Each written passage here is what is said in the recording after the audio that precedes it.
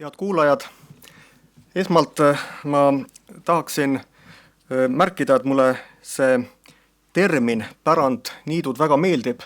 Me oleme rääkinud pool looduslikest taimekooslustest, puisniitudest, loopealsetest, lammi- ja rannaniitudest, teistest aruniitudest, puiskarjamaadest. Aga kui ma lähen tavalise inimese juurde ja räägin talle kooslustest, siis see tundub nii abstraktne, et millest on taimekooslus, et mis see tähendab. Et tavainimeseni jõudmiseks võiks tõesti kasutada seda pärandniidu terminit. Ja panin siia siis 110, et kuidas 110 aastaga on meie pärandniitudega lood läinud. Siin Konrad Mägi maalil me näeme Saaremaa maastikut, see Saaremaa maastik on pildi pealkiri, allkiri, aga tegelikult näeme siin pärandniitu, loopealset, ja kui Eesti kunstnik on siis Eestimaal ringi rännanud, siis küllap see on mingisugune identiteedi kandja, midagi, mis on meile omast, ja kui me vaatame siia veidi rohkem nende värviliste täppide poole, siis me näeme, et seal on ka palju elurikkust. Märkimisväärne osa meie taimede, loomade, seente, ilmselt ka bakterite elurikkusest on seotud pärandniitudega. Ja tooksin siit ka ühe sellise maailma rekordite ülevaate, mille ma mõni aasta tagasi juba koos kolleegidega kokku panin. Me vaatasime erinevate pinnaühikute kohta, kui palju on seal leitud koos kasvavaid taimeliike. See pindala on siin logaritmilises skaalas, et iga järgmine punkt on teisest 10 korda suurem ja samamoodi liikide arv on logaritmilises skaalas, iga järgmine vahe on 10 korda suurem. Ja kui me siis otsisime kirjandusest, kui palju on leitud 1 ruutmeetril, 10 ruutmeetril, väiksematel ja suurematel pindadel taimeliiki koos kasvamas, saame sellise punktide rea. Siin tegelikult moodustub siis sirge sellel graafikul ja iga punkt on siin tegelikult rekordi omanik. Samamoodi nagu spordis on rekordi omanik sprindis ja keskmaajooksus ja maratonis, iga üksik punkt on siin rekordi omanik. Ja mis oli siis äärmiselt üllatav, et kui me vaatasime, et millised taimkate tüübid siin on esindatud, siis suuremas skaalas on troopilised vihmametsad, peamiselt Kesk- ja Lõuna-Ameerikast, aga väiksemas skaalas on parasvöötme rohumaad, suuresti pärandniidud ja 2 punkti 2 võistlusklassis on rekord Eestis laelatu puisniidult Läänemaalt.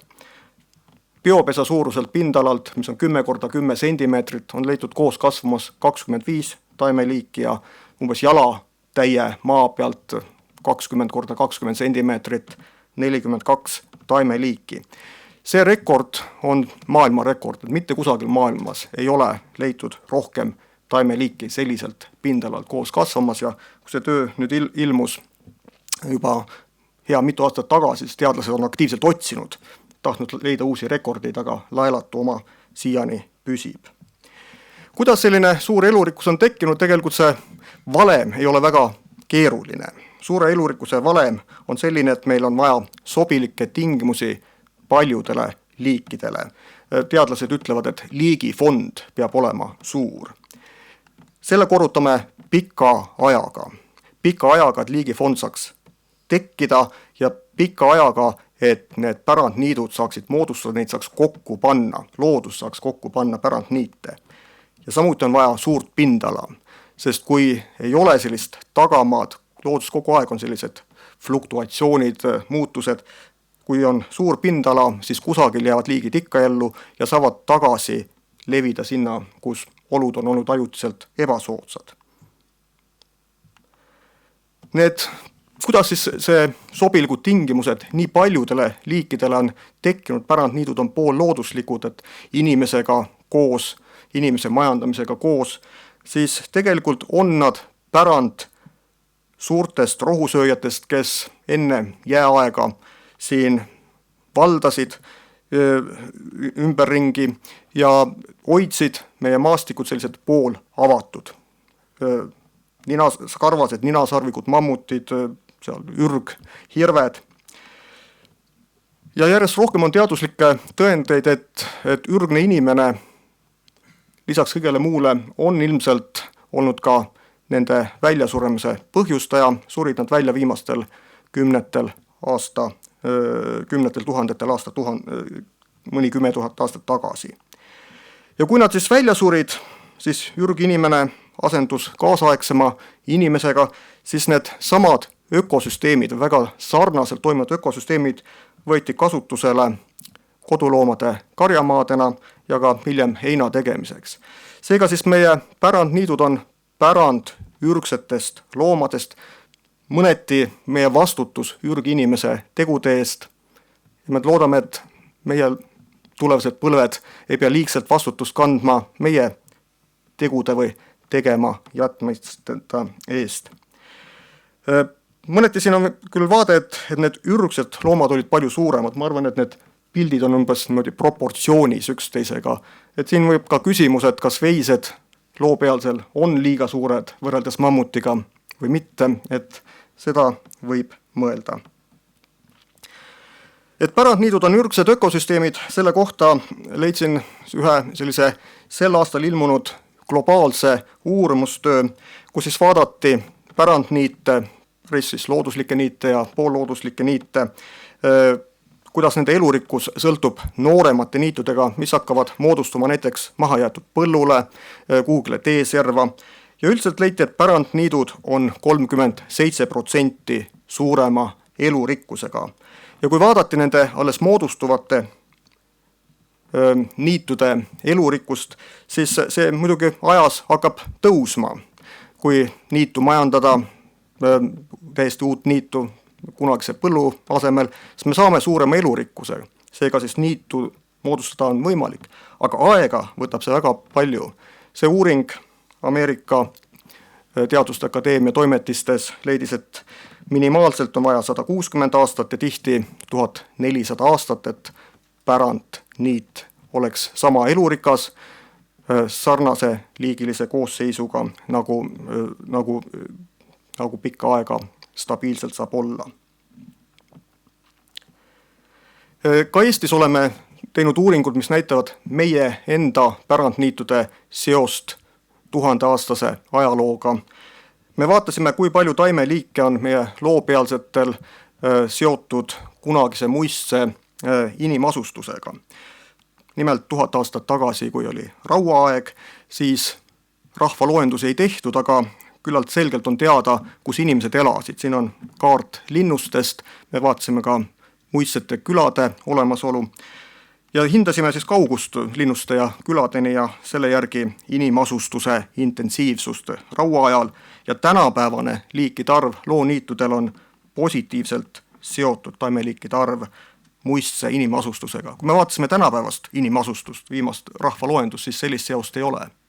Seega need meie enda pärandniidud on Lehola Lembitu aegadest meile pärandiks antud ja me peame seda väga hästi hoidma. Kui me vaatame, kuidas siis sajandite jooksul on need pärandniidud siin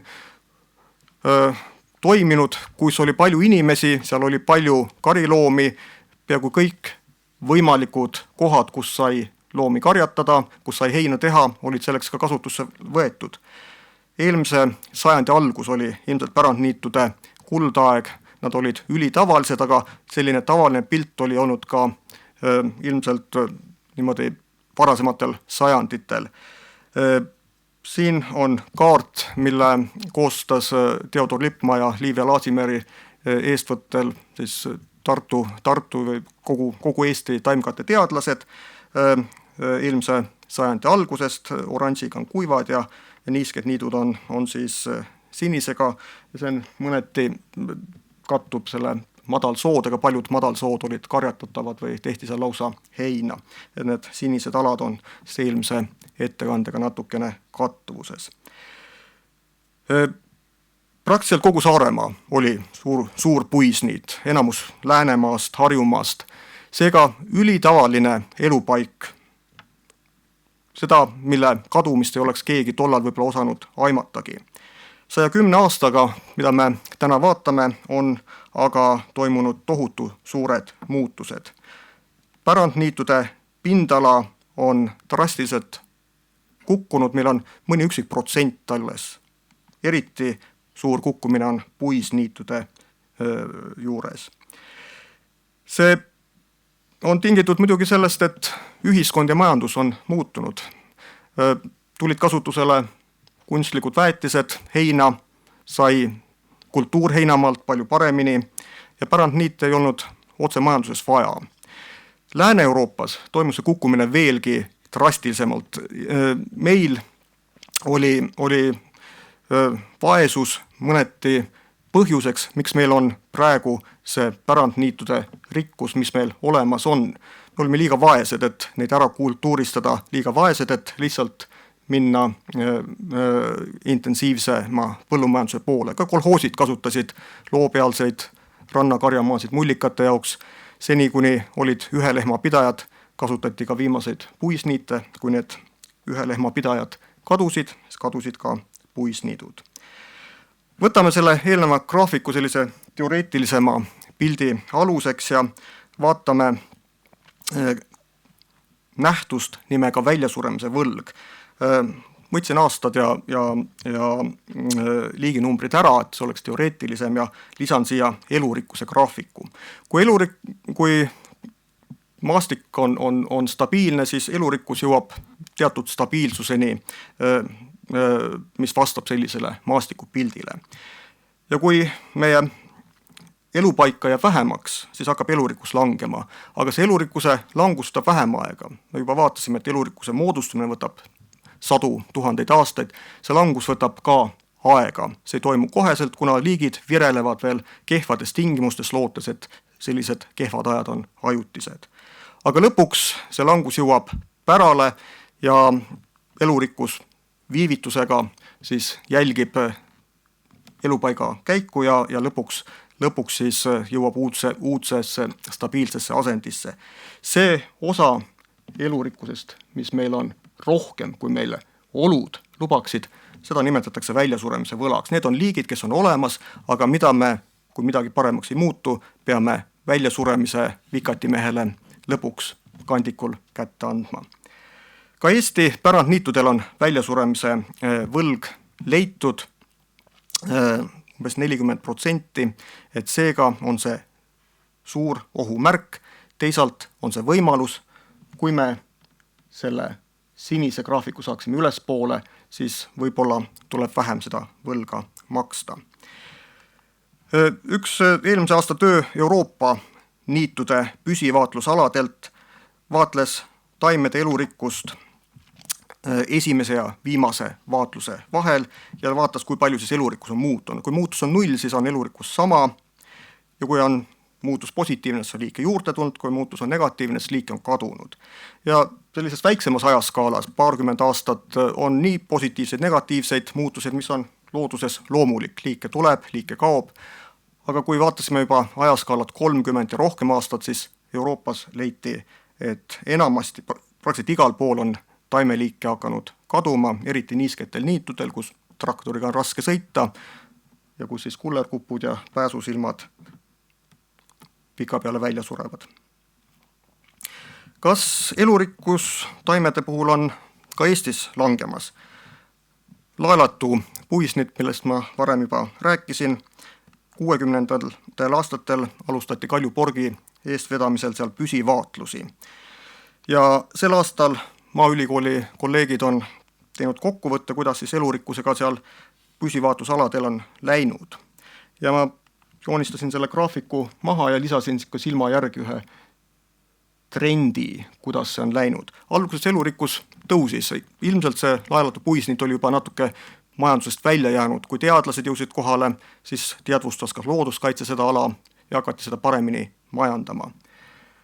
Kas see langustrend, mis me näeme nüüd praegu, tähendab, et majandamine pole olnud optimaalne, võib-olla läinud liiga tihedaks või on juba maastikust liigid kadunud, seda me ei tea, kas tõesti on ka väljasuremise võla inkassaator meile juba uksele koputamas. Äärmiselt kurb on üks hiljutine teadustulemus Saksamaalt, kus vaadati lülijalgsete käekäiku niidukooslustes, lülijalgsed siis peamiselt putukad, aga ka ämblikud. Ja viimase 10 aastaga siis püsiproovialadel, mida vaadeldi täpselt samamoodi kahapüügiga, kes on bioloogiat õppinud, teab, kuidas see käib, teatud löökide arv kahapüüke, ja vaadati, kuidas siis liikide ja isendite arv lülijalgsetel on muutunud. See on ainult 10 aastat, 2008 kuni 2017. Ja tulemus on tegelikult šokeeriv. 78% vähem isendeid 10 aastaga. 34% vähem liike. See on putukate viimne päev. Mis saab ökosüsteemist, kui seal on nii palju vähem olulisi tegijaid, mängijaid? Me ei tea veel seda. Ilmselt on Saksamaa jõudnud sellesse aega, kus see väljasuremise võla maksmise viimane tärmin on käes ja kuhugile pääsu enam ei ole. Mis oli veel tähelepanuväärne, seal oli 150 ala, et vaadati, mis on nende alade ümbruses. Kui palju on seal intensiivsed põllumaad ja leiti, et eriti suur on langus siis, kui need niidud olid ümbritsetud põllumaadega, kus tänapäeva putukatel ei ole palju asja. Kui seal olid sood, metsad, teised niidud, siis oli ka langus, aga natukene väiksem. Seega me ei saa vaadata ühte kaitseala eraldina, vaid peame jälgima ka maastiku suurt pilti. Kuidas on kaitse alla võtmine Eesti niitudel? Koos oma funakse doktorandi Eva-Liis Tuviga vaatasime, kuidas tänapäevane erinev maakatte tüübid on hõlmatud kaitsealadega, mis on siis loodud erinevatel aastatel. Ja panime siis sellise pildi, enam-vähem nagu eelmiseski ettekandes, et mitu protsenti on erinevaid elupaigatüüpe erinevatel aegadel kaitsealadele hõlmatud. Ja niitudega on olukord tegelikult protsentuaalselt, protsendi järgi päris hea. Algselt oli suhteliselt vähe kaitse all, kuna see oli tavaline elupaik. Igal pool oli puisniit, mida seda kaitsta. Hiljem leiti, et seal on palju väärtuslikku elurikkust ja hakati kaitse alla võtma rohkem. Et praegu on niitudest, mis veel alles on, kaitsel umbes 50%. Märgalad, millest me kuulsime, on siis algne suurem tõus ja pärast stabiliseerumine, metsad ja põllumajanduslik maa lisatud. Aga elurikkus ei ela protsendil.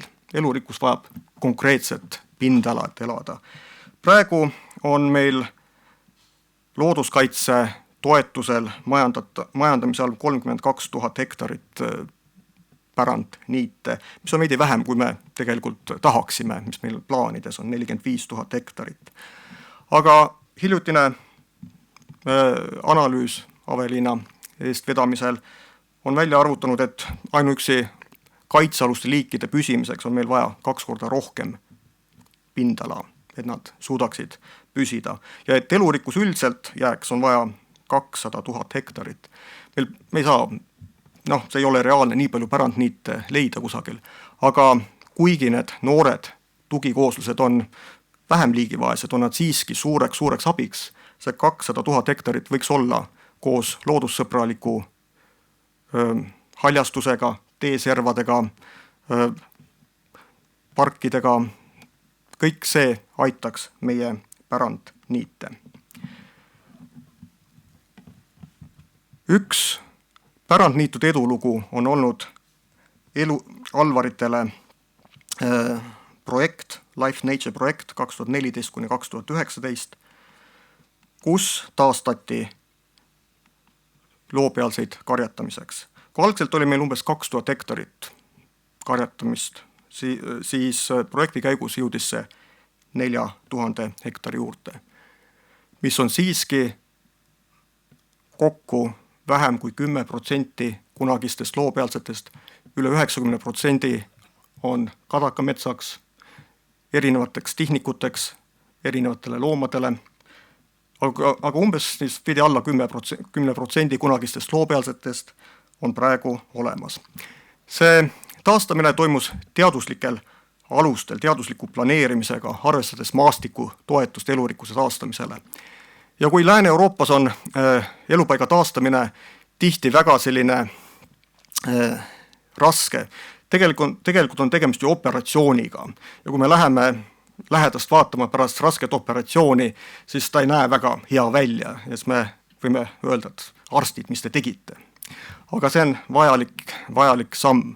Aga võrreldes Lääne-Euroopa näidetega, kus elupaik on taastatud, on elurikkuse taastumine olnud üllatavalt kiire. Kõikides erinevates elupaiga rühmades ohustatud liigid on leidnud selle maastiku juba. Ja loodame, et tulevikus monitooringu kaudu tuleb neid veelgi juurde.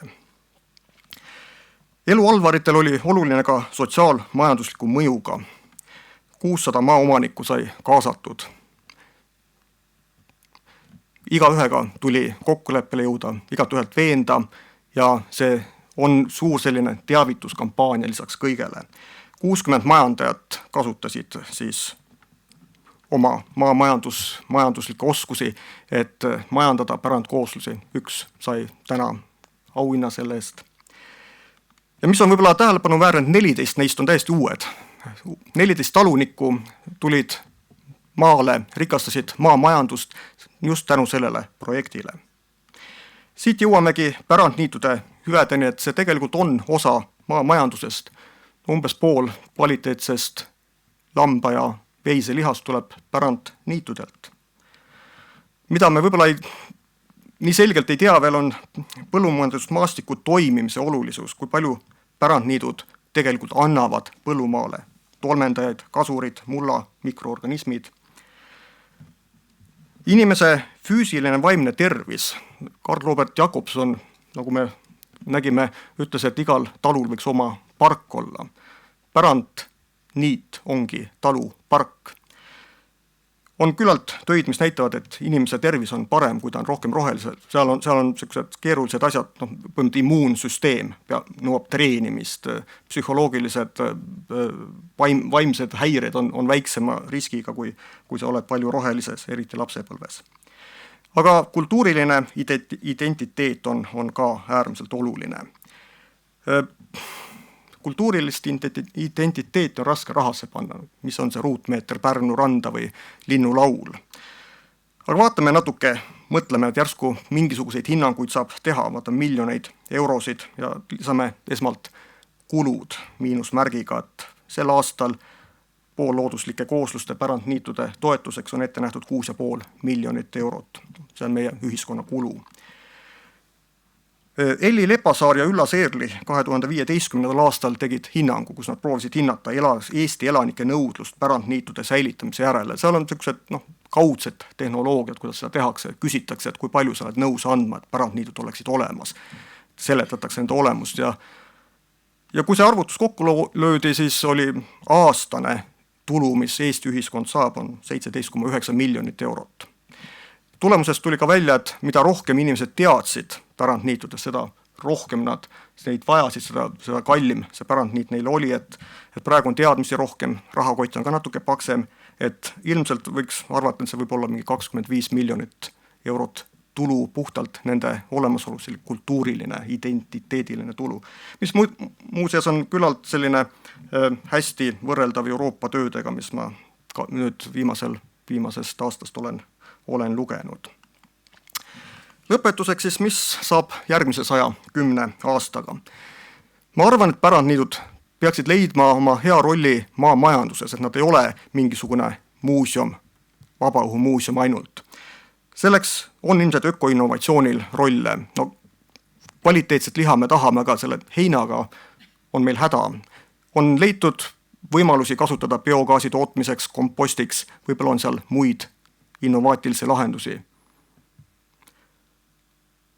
Kas puisniidul võiks toimetada robotniiduk? Kui isesõitev auto saab linnaliikluses hakkama, siis võib-olla puisniidu niitmisega saaks hakkama ka robotniiduk. Ei ole seda inimese kulu nii palju ja muud sellised. Elurikkuse hüvesid me peaksime palju rohkem teadvustama, neid samu kaudseid, mis ta tähendab meie tervisele, mis ta tähendab meie põllumaale, mis ta tähendab meie majandusele. aga väljasuremise võlg on reaalne ja meil on väga kiire. Meil on väga kiire nende kõikide pärandniitude hoidmiseks ja taastamine väga vajalik, sest muidu see elurikkus, mis meil on, ei püsi. Ka siis, kui me kõik olemasolevad hästi hoiame, peame taastama, eriti puisniite. Ja lõpetuseks on vaja tarka teaduspõhist looduskaitset ja mul on hea meel, et siiani see on olnud teaduspõhine ja tark, et siin tuleb leida veel võimalusi, selliseid võib-olla kohapõhiseid algoritme, kuidas, mis majandamine, kus on kuna, mis aastal kõige parem, mis oleks kontrollitav, aga teisalt veidi paindlikum, et vaatame, kuidas üheskoos edasi saada. Aitäh!